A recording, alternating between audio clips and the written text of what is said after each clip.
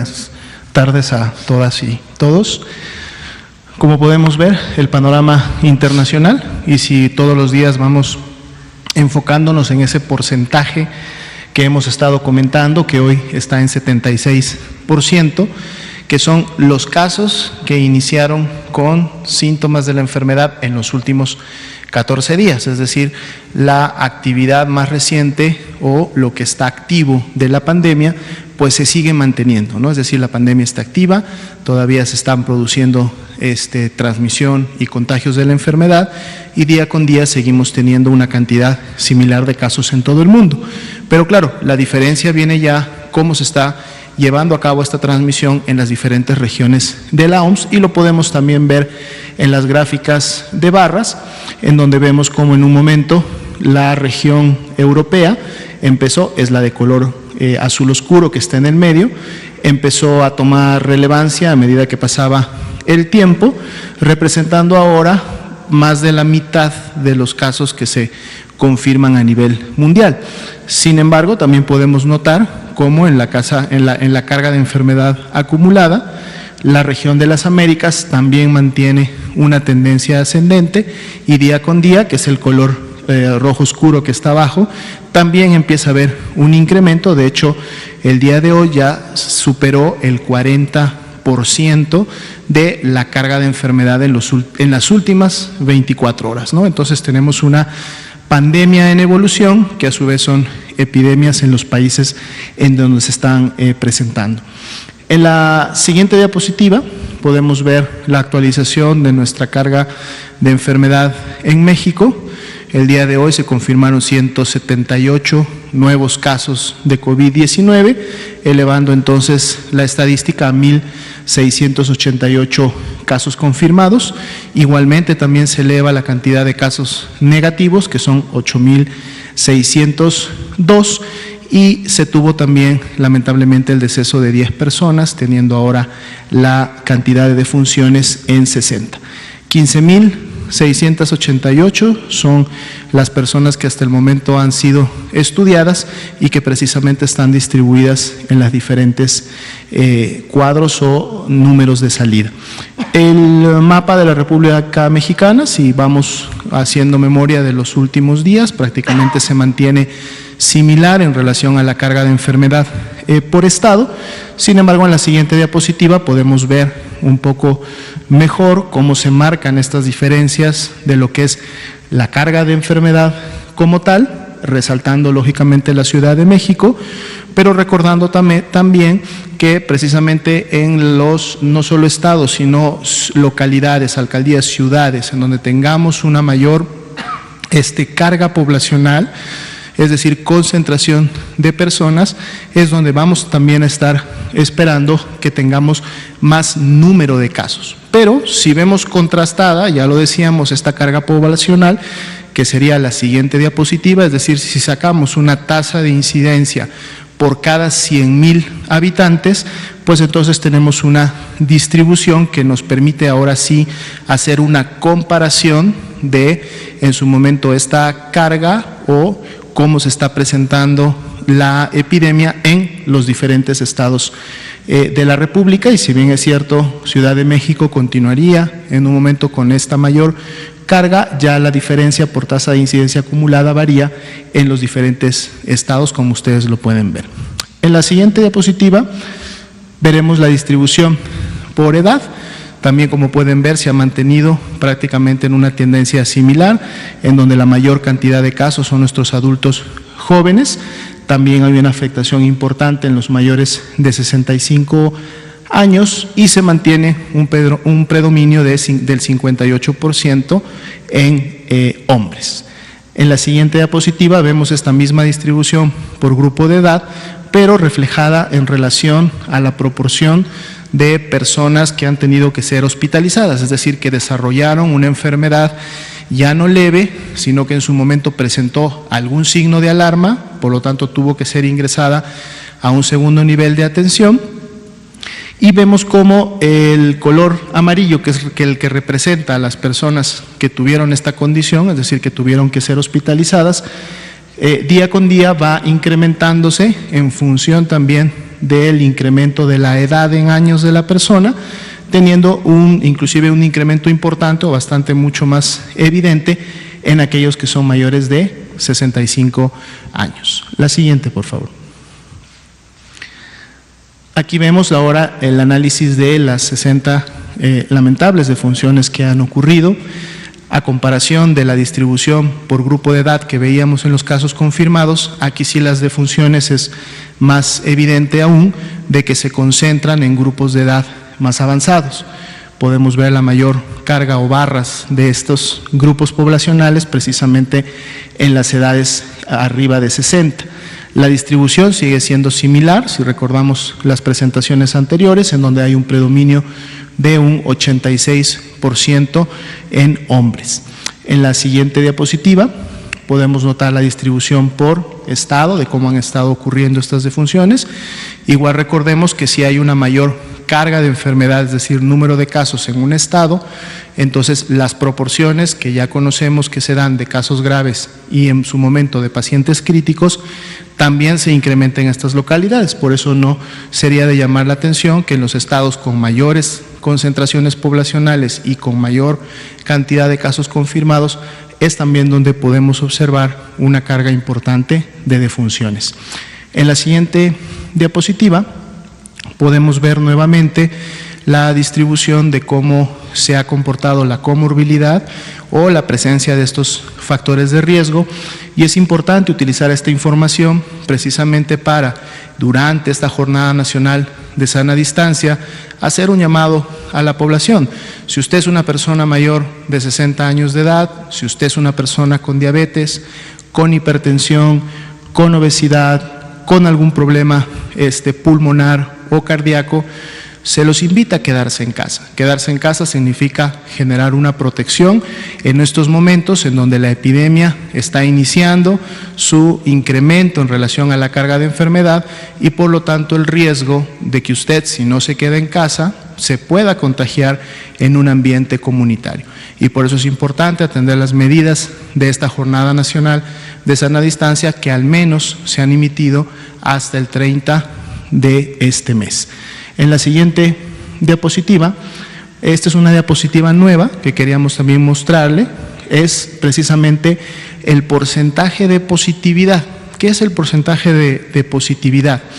De todas las personas que en un momento son clasificadas como casos sospechosos, es decir, una persona que presentó a lo mejor tos con fiebre, o a lo mejor presentó tos y dolor de cabeza, o presentó fiebre y dolor de cabeza, presentó algunas de estos 3 signos o síntomas, al menos 2 de ellos, y además cualquier otro signo o síntoma característico de una infección respiratoria aguda, se clasifica como caso sospechoso. Sin embargo, sabemos que en este momento no solamente está circulando COVID-19, de hecho estamos todavía a 4 semanas de que termine la temporada de influenza y además sabemos que en el periodo invernal todavía siguen circulando otros tipos de virus respiratorios. Entonces el porcentaje de positividad es importante porque nos ayuda a evidenciar de todos estos casos que son clasificados sospechosos, es decir, de todas las personas que en un momento están cursando con una infección respiratoria aguda, ¿cuántas realmente tienen COVID-19 o fueron positivas en este caso a COVID-19?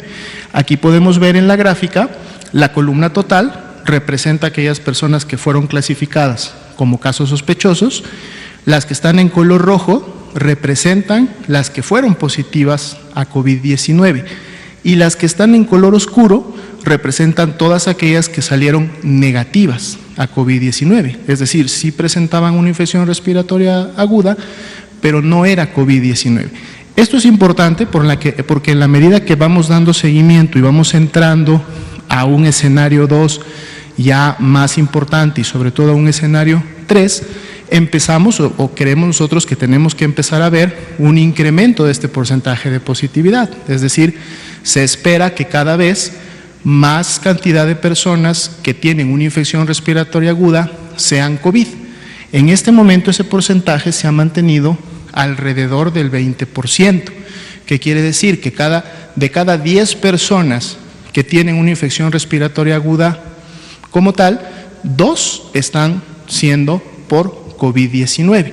Y este porcentaje es importante porque independientemente de que sean 1,000 personas enfermas o sean 20 personas enfermas o 500 personas enfermas, saber qué proporción de ellas realmente tienen COVID y poder dar ese seguimiento en el tiempo nos puede ayudar a identificar en qué momento la enfermedad empieza a circular más. Es decir, esperamos ver que en un momento, en vez de que sean 2 de 10, ahora van a ser 3 de 10, o 5 de 10, o 6 de 10, lo que en su momento nos estaría hablando de que el virus empieza a dispersarse y que cada vez más personas que tienen una infección respiratoria aguda la están teniendo porque tienen COVID-19.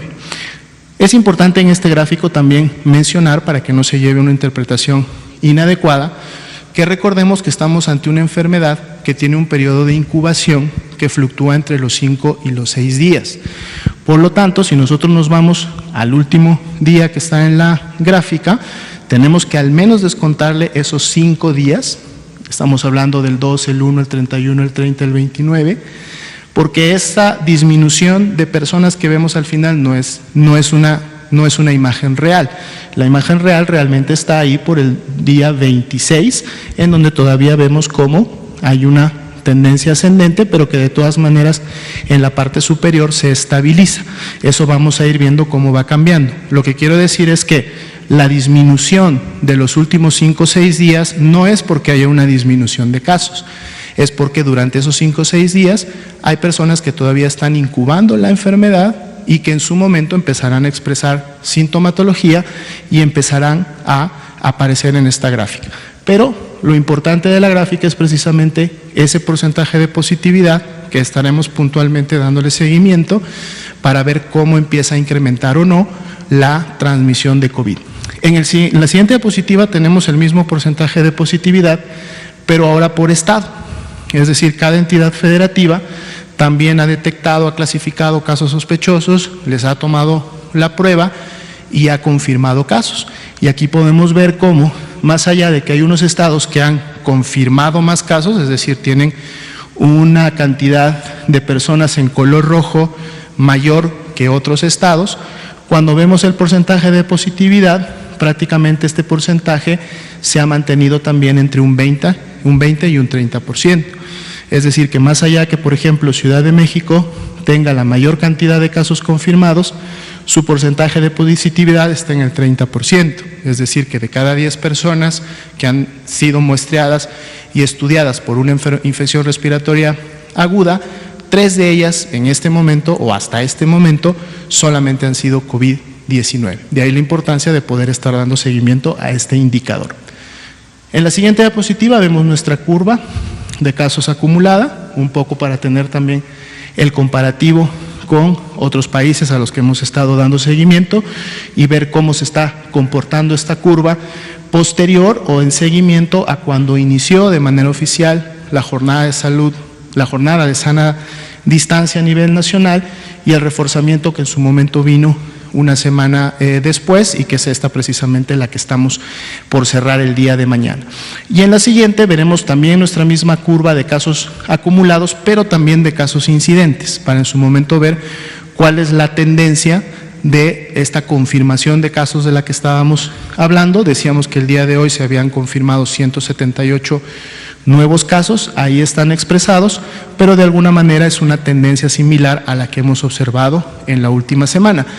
Esta tendencia también es importante darle seguimiento porque en la medida que vayamos avanzando en el escenario 2 y posteriormente en el escenario 3, esperamos ver también un incremento de cómo día con día se van confirmando más y más casos. Ese sería el panorama para el día de hoy. Es decir, no habría un papel claro.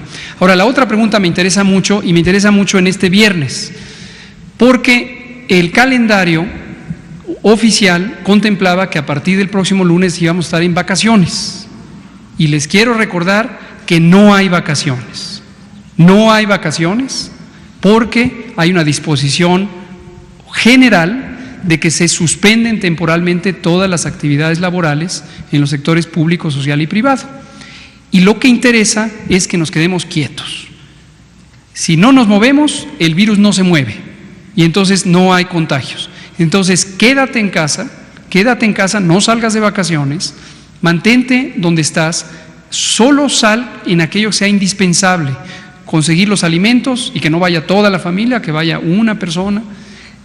Si hubiera una urgencia, por supuesto, de carácter médico o de otro tipo, se tiene que atender, pero en general quédate en casa y no vayas de vacaciones. Por cierto, aprovecho para agradecer al secretario de Turismo, Miguel Torruco, y a todo el sector turismo, también el sector hotelero y de los servicios, porque han tenido un compromiso claro que dijeron, se cierran los hoteles.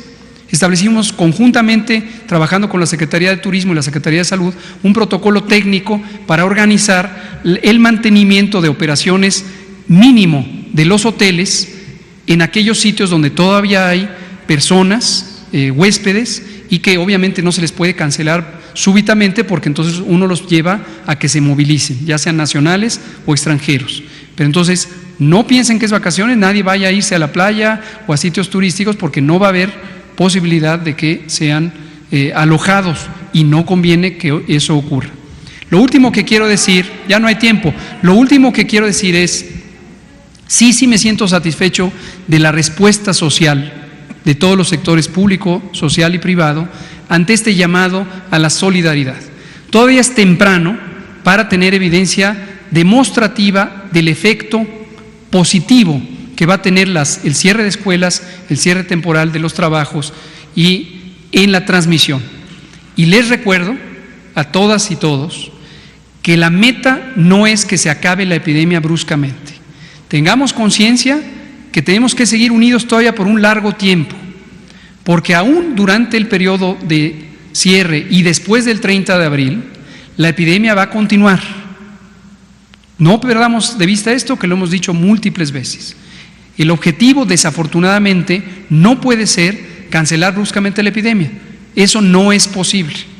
Pero lo que sí es posible, y en eso están contribuyendo todas y todos ustedes, es en este fenómeno que le llamamos aplanar la curva, que la cantidad de contagios sea menor, por lo tanto la cantidad de personas enfermas sea menor, por lo tanto la necesidad de hospitalización sea menor y finalmente la oportunidad de atender a todas y todos los que así lo necesiten sea más amplia, suficiente y evitemos pérdidas de vidas o daños graves.